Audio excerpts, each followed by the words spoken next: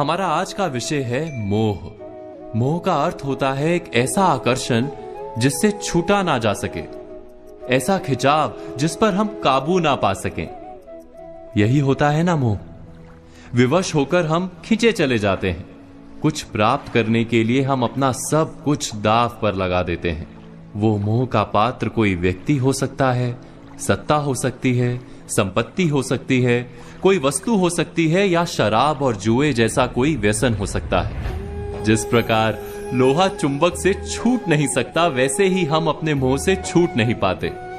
और हम मानते हैं कि मोह केवल हमारे प्रेम का गहरा रूप है। क्या ये सत्य नहीं? क्या हम मोह को प्रेम ही नहीं समझते?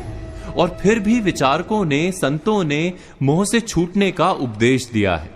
ऐसा क्यों है? मोह और प्रेम में भेद क्या है? हम विचार कर रहे थे मोह के विषय में। हमें तो सदा ही हमारे मन का मोह प्रेम लगता है, किंतु गहराई से विचार करेंगे तो हम तुरंत ही जान पाएंगे कि प्रेम और मोह के बीच एक बुनियादी भेद है। प्रेम होता है तब हम किसी के सुख की इच्छा करते हैं। जब मोह होता है तब हम किसी के सुख की कामना करते हैं। बस इतना सोचने पर प्रेम और मोह का भेद तुरंत ही समझ में आ जाता है। किसी व्यक्ति के प्रति जब हमारे मन में प्रेम होता है तब हम उसे सुख देने का प्रयास करते हैं। उसके प्रति मोह होता है तब हम उसके माध्यम से स्वयं सुख प्राप्त करने का प्रयत्न करते हैं। क्या ये सत्य नहीं? प्रेम के केंद्र में हम नहीं होते, मोह के केंद्र में केवल हम होते हैं। यह तो व्यक्ति की बात हुई, किंतु किसी वस्तु के प्रति प्रेम और मोह में क्या ऐसा ही भेद होता है?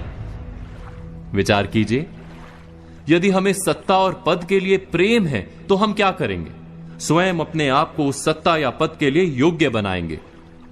किंतु यदि मोह है तो हम उसे प्राप्त करने के लिए किसी भी प्रकार का अनुचित कार्य करने को तैयार हो जाएंगे। संपत्ति के लिए प्रेम है तो हम मेहनत करेंगे, यदि मोह है तो चोरी करेंगे। क्या ये सत्य नहीं? हम विचार कर रहे थे मोह के विषय में।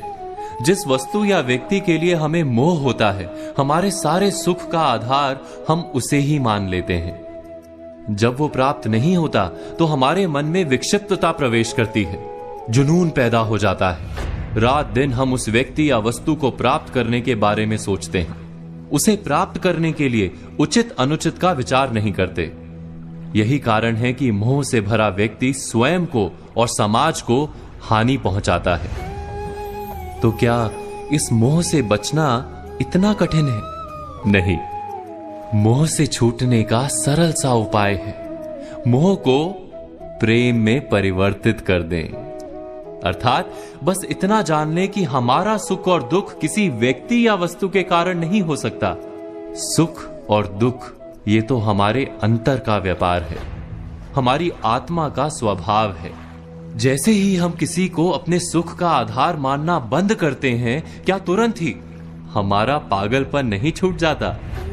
एक छोटी सी बात से विचार समझा जा सकता है। बचपन में खेल के लिए पागलपन था, बड़े होने पर खेल के प्रति प्रेम अवश्य है, किंतु अब पागलपन नहीं। अर्थात मोह बांधने का प्रयास करता है, इसीलिए सदा ही दुख का कारण होता है।